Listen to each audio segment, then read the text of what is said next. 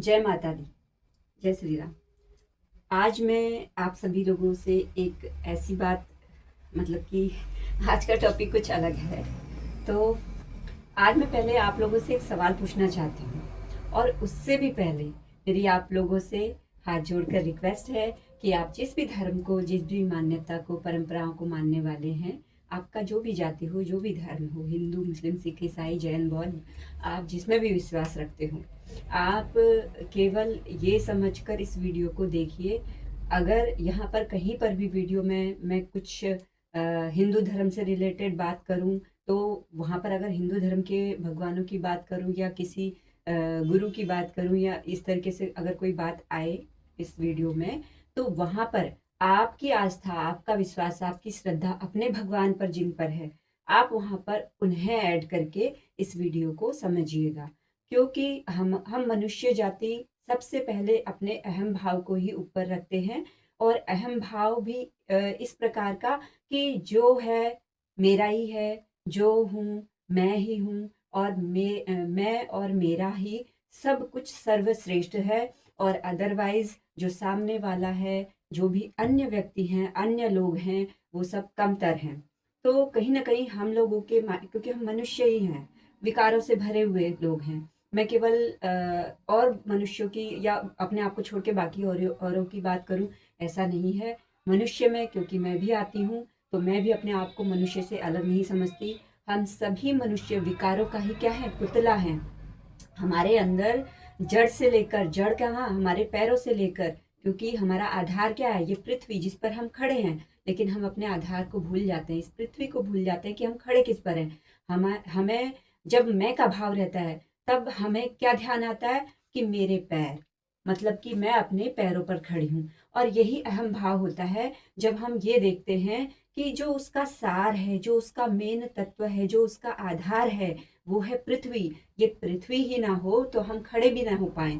लेकिन क्या होता है, जब हमारे अंदर मैं का भाव आता है, अहंकार का भाव आता है, तब हम अपने इन पैरों को ही आधार समझते हैं, और अपने ही इन पैरों के आधार को ही सर्वश्रेष्ठ समझकर बाकी अन्य को क्या कर देते हैं, नेग्लेक्ट कर देते हैं, या फिर उन्हें सम्मान देने से क्या करते हैं, कतराते हैं, बचते हैं, या फिर उनका निरादर कर देते हैं, अपमान कर देते हैं।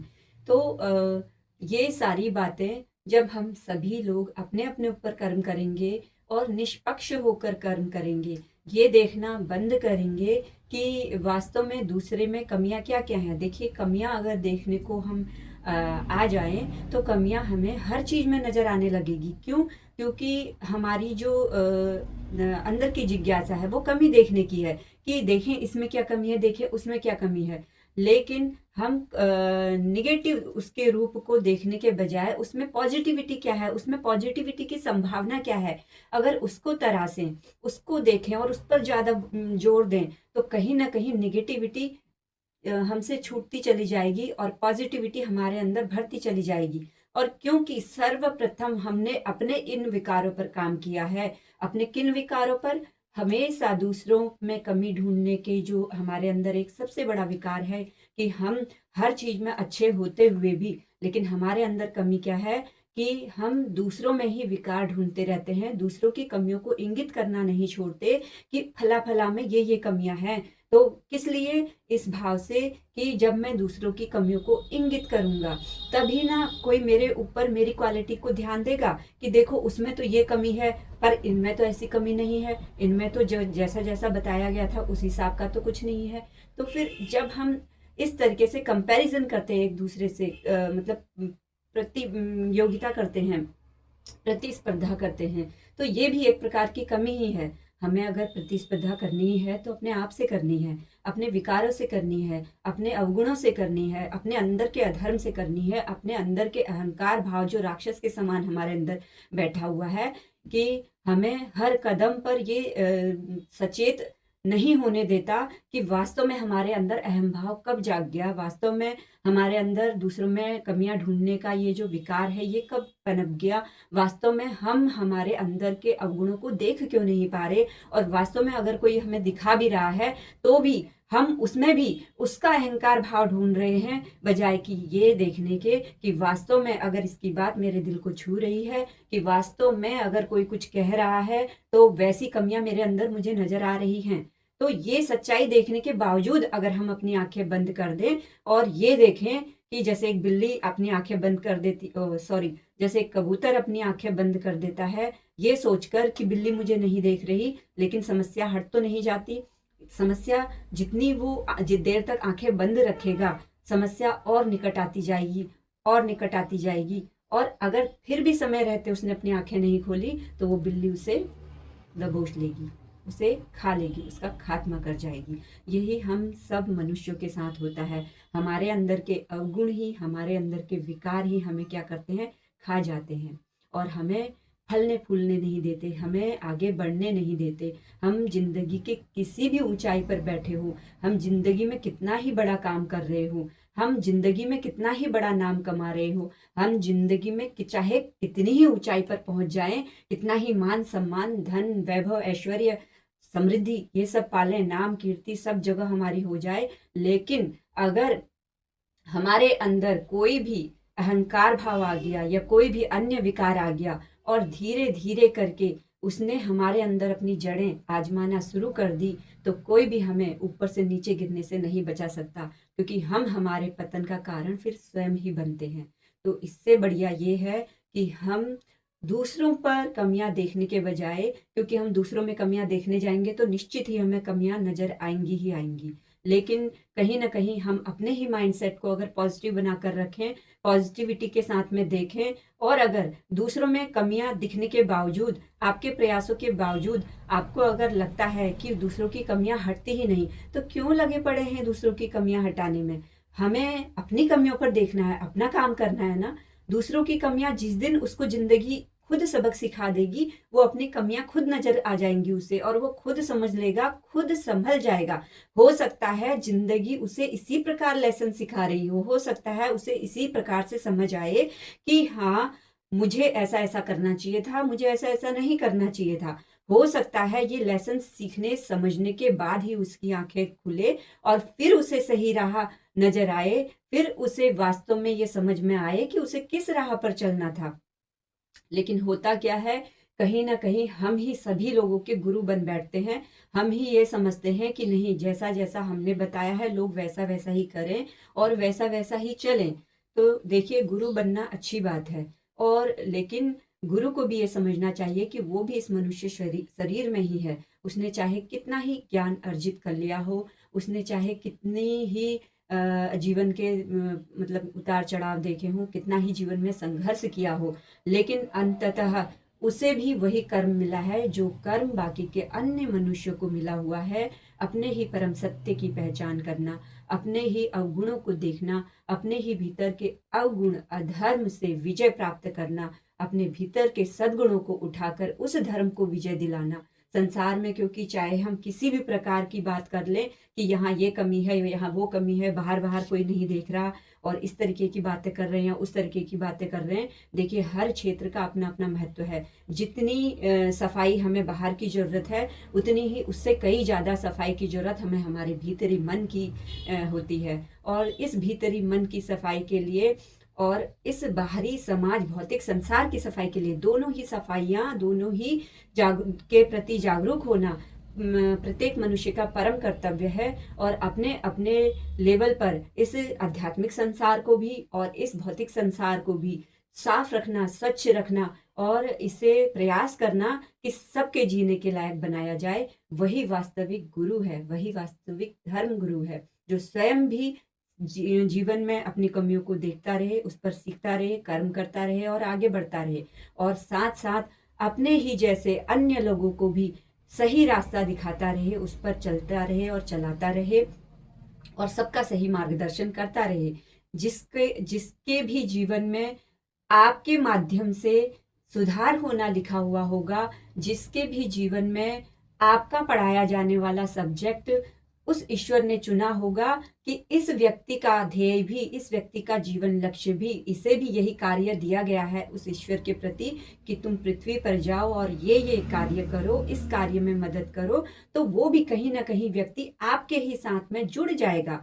और जिस व्यक्ति का जीवन लक्ष्य अलग होगा, उसे जीवन के कुछ अन्य दूसरे सब्जेक्ट पर, दूसरे पहलुओं पर काम करना होगा।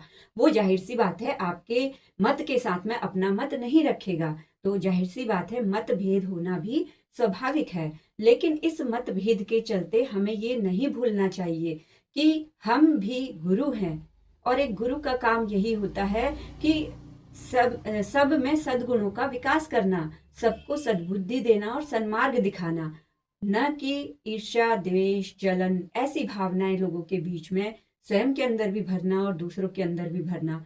दूसरों में कमी दिखाने का मतलब यह है कहीं ना कहीं आपके अंदर ईर्ष्या, द्वेष, जलन की भावना है उस अन्य सब्जेक्ट के प्रति, या अन्य गुरु के प्रति, या अन्य लोगों के कार्यों के प्रति, या उन वो जो अपने जीवन में साधन अपना रहे हैं अपने जीवन को व्यतीत करने के लिए, उनके प्रति, चाहे किसी चीज के भी प्रति हो है। अब उसी ईर्ष्या, देश को या प्रतियोगिता को, प्रतिस्पर्धा को आप क्या कर रहे हैं, मैनिपुलेट करने की कोशिश कर रहे हैं, ये दिखाने में कि देखो जो मैं कर रहा हूँ वो सबसे बढ़िया है। और वो कैसे बढ़िया है, वो एक दूसरे में आप कंपैरिजन करके लोगों को दिखाकर इस तरीके से बता रहे हैं। लेकिन वास्तविक आप अपना आत्म मूल्यांकन कीजिए, वास्तविक रूप में आप स्व को देखिए, स्व को पहचानिए और स्व पर काम कीजिए कि आपके अंदर क्या वास्तव में सुधार की जरूरत है। और जब लगता है कि हाँ ये भले ही सत्य है, कटु सत्य है, कड़वा लग रहा है सुनने में, दिल को हो सकता है भेद भी रहा हो, छेद भी रहा हो, लेकिन फिर भी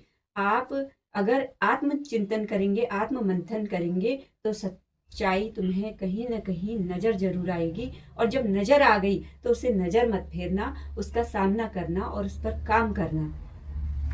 तो अब अगर मैं आज आपसे पूछूं, इस संसार में दो पहलू हैं हमारे। कैसे पहलू? एक पहलू वो है जो हमारा सकल साकार स्वरूप है, जिसे हम भौतिक शरीर कह रहे हैं।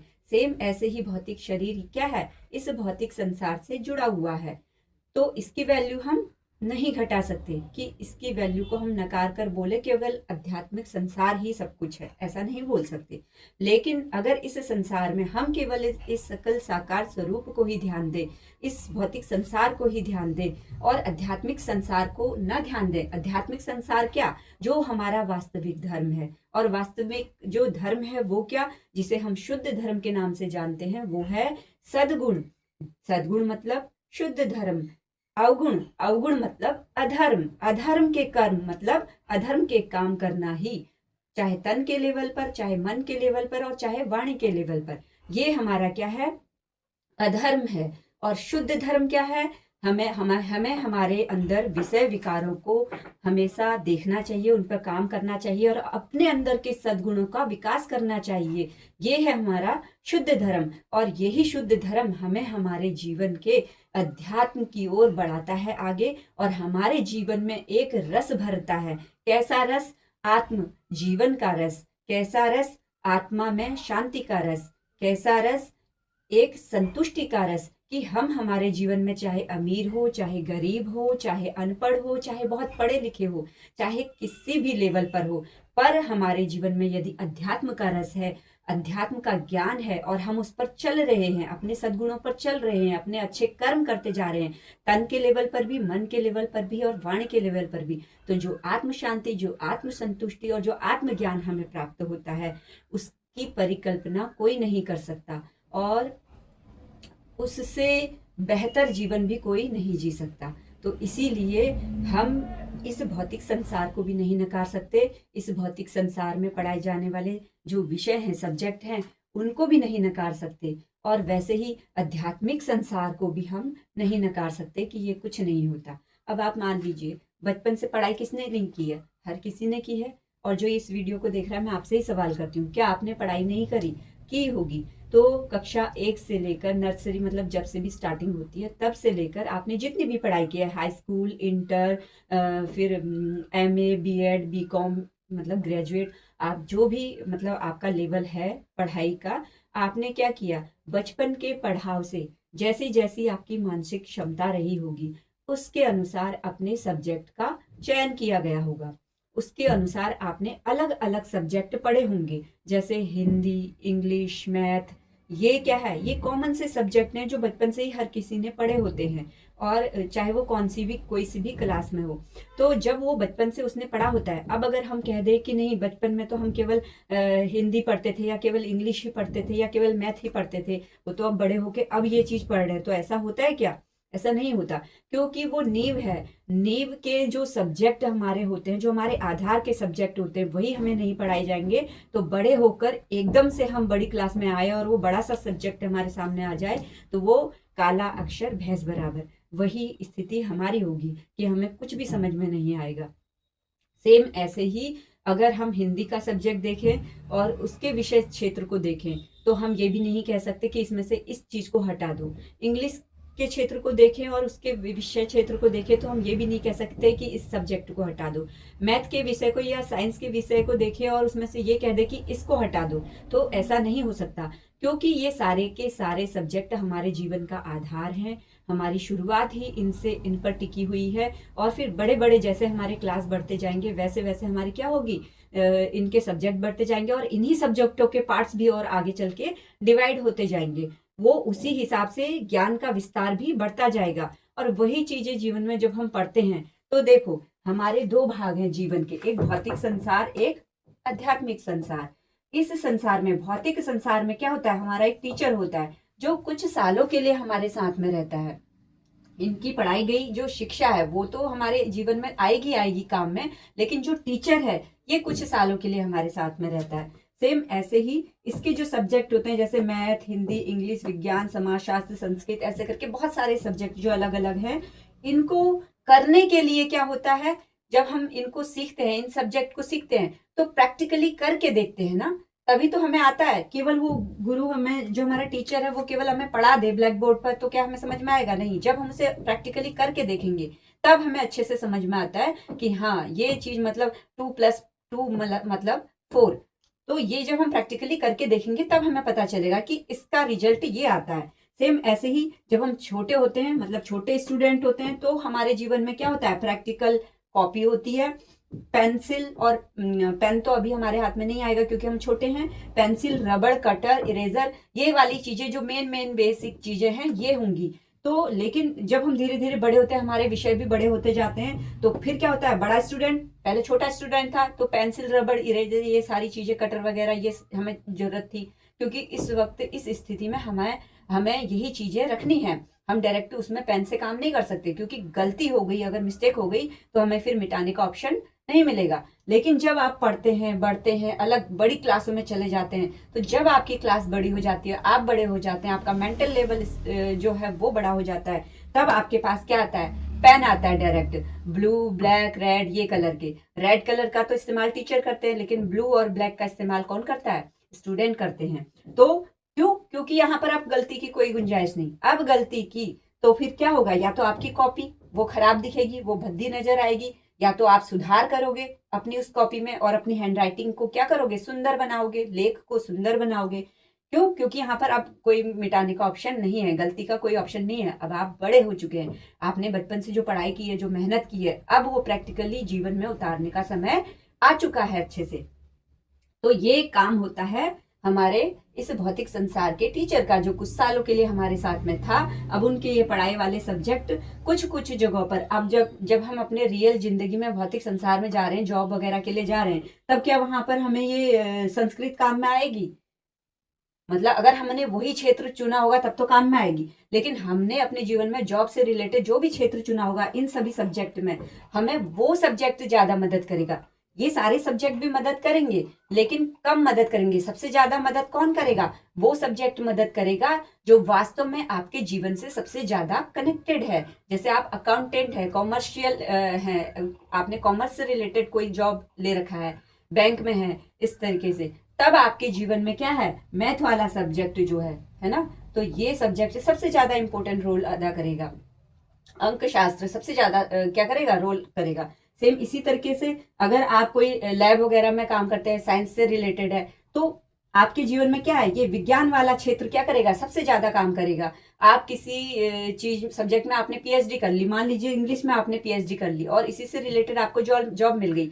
अब आपके जीवन का आधार किस पे बेस्ड हो गया, इस इंग्लिश सब्जेक्ट पर। बाकी के और सब्जेक्ट क्या हो गए, पीछे छूट गए, पीछे रह गए। लेकिन जो मेन फोकस कौन से सब्जेक्ट पर आ गया, आपका इंग्लिश पर। लेकिन इसके चलते अगर आप ये कह दें कि आपका जो मेन फोकस था वो तो इंग्लिश पर था, कि इंग्लिश का सब्जेक्ट भाई मेरे जीवन में मेरा आधार क्या है, इंग्लिश का सब्जेक्ट हो गया, क्योंकि मेरा सारा काम, मेरी रोजी रोटी, मेरी हर चीज किस पर टिकी हुई है, इस इंग्लिश पर टिकी हुई है, इसी से रिलेटेड मैं जॉब कर रहा हूँ। तो जब इससे रिलेटेड मैं जॉब कर रहा हूँ वो अच्छी बात है। लेकिन बाकी इसके चलते अब आप बाकी के जो सब्जेक्ट है उससे कंपैरिजन करने लग जाए, उसको नीचा दिखाने लग जाए कि ये वाला सब्जेक्ट गलत है, इस वाले सब्जेक्ट में तो ये कमियां हैं, इसमें तो ये चीजें होती हैं, देखो हमारे इसमें तो ऐसा चीज नहीं होता है। और इस प्रकार के जो भी हम कंपैरिजन करते हैं, तो आप खुद सोचिए वास्तव में क्या ये कंपैरिजन सही है, क्या बाकी के और सब्जेक्ट की वैल्यू खत्म हो गई, नहीं हुई। सेम इसी प्रकार से ये हमारा क्या है, आध्यात्मिक संसार, इसमें जो हमें ये गुरु मिलता है, यहाँ पर कौन मिल रहा है, हमें टीचर मिल रहा है, यहाँ पर हमें गुरु मिल रहा है। ये कुछ सालों के लिए है, लेकिन ये जो आध्यात्मिक संसार है इसका जो गुरु है ये कुछ सालों के लिए नहीं होता, इसकी सिखाई हुई शिक्षा भी आजीवन रहती है और ये गुरु भी आजीवन रहता है। लेकिन अगर आध्यात्मिक गुरु है और सच्चा गुरु है, सच्चे धर्म पर चलने वाला गुरु है और स्वयं भी सदमार्ग पर चल रहा है, सद्गुणों को धारण किए हुए है, तब ऐसा गुरु, ऐसा ही गुरु, उसकी बात मैं कर रही हूँ, ऐसा ही गुरु आजीवन रहने वाला है, आपके जीवन का मार्गदर्शक आजीवन। वो क्या करेगा, आपके जीवन का आजीवन मार्गदर्शन करेगा। और क्या है, वास्तव में वही सच्चे अर्थों में क्या है, गुरु कहलाने के लायक है। अब इस जीवन, जैसे इस भौतिक संसार के सब्जेक्ट तो ये हो गए, मैथ, हिंदी, इंग्लिश, विज्ञान, ऐसे करके। लेकिन इस आध्यात्मिक संसार के क्या है, गुरु के सब्जेक्ट क्या है, हमारे जीवन के अध्याय, हमारे जीवन के विषय। कौन से विषय, जो विषय विकार हैं, काम, क्रोध, लोभ, मोह, ईर्ष्या, जलन, द्वेष, घृणा, इस टाइप के चीजें हैं, जो शांति, अहिंसा, प्रेम, सत्य, न्याय, इस करुणा, दया, परोपकार, उपकार, इस प्रकार के जो सब्जेक्ट हैं। तो ये सारे सब्जेक्ट क्या है, इनको ये गुरु समझाता है। गुरु का काम केवल पढ़ाने का है, समझाने का है।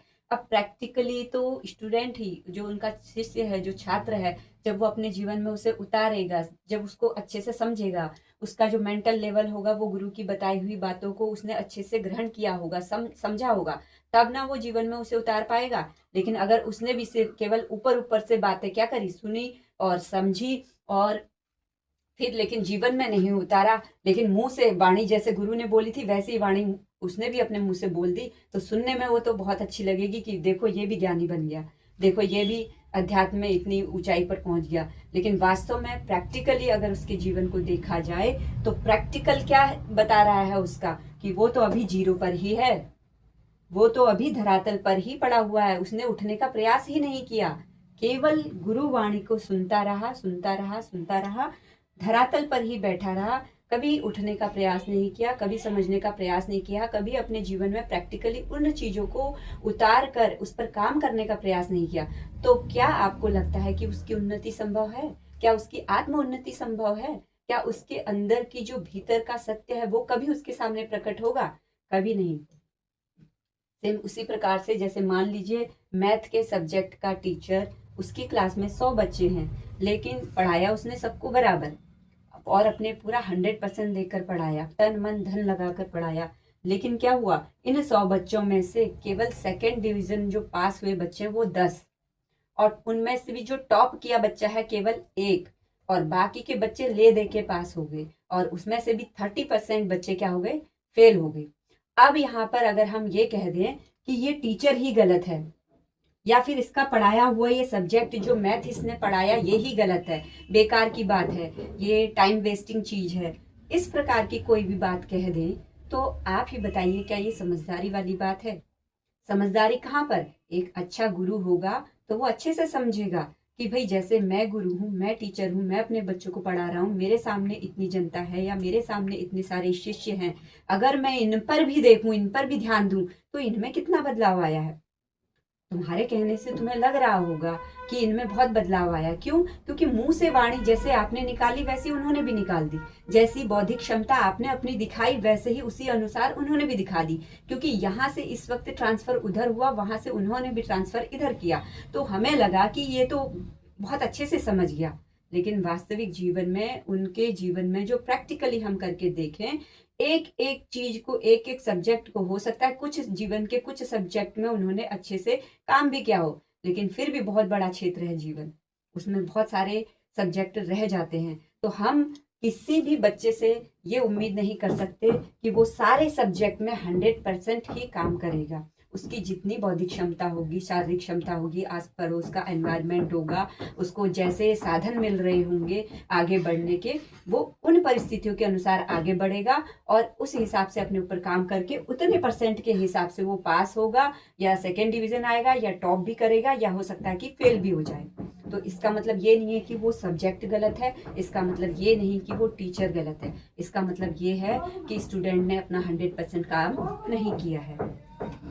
अभी कोई आ गया था, इस वजह से बीच में मुझे ये वीडियो को काटना पड़ा, और वैसे भी वीडियो भी लंबी होती जा रही है और इसमें अभी कोई भगवानों वाली बात तो ऐसी कुछ आई नहीं, इसलिए क्योंकि ऐसा होता है ना, वीडियो बनाते समय मुझे भी नहीं पता चलता कि एक टॉपिक को जैसे हमने लिया, लेकिन बात उसी टॉपिक पर नहीं रहती, फिर बात आगे बढ़ते बढ़ते फिर वो और भी कई डायरेक्शन पकड़ती है।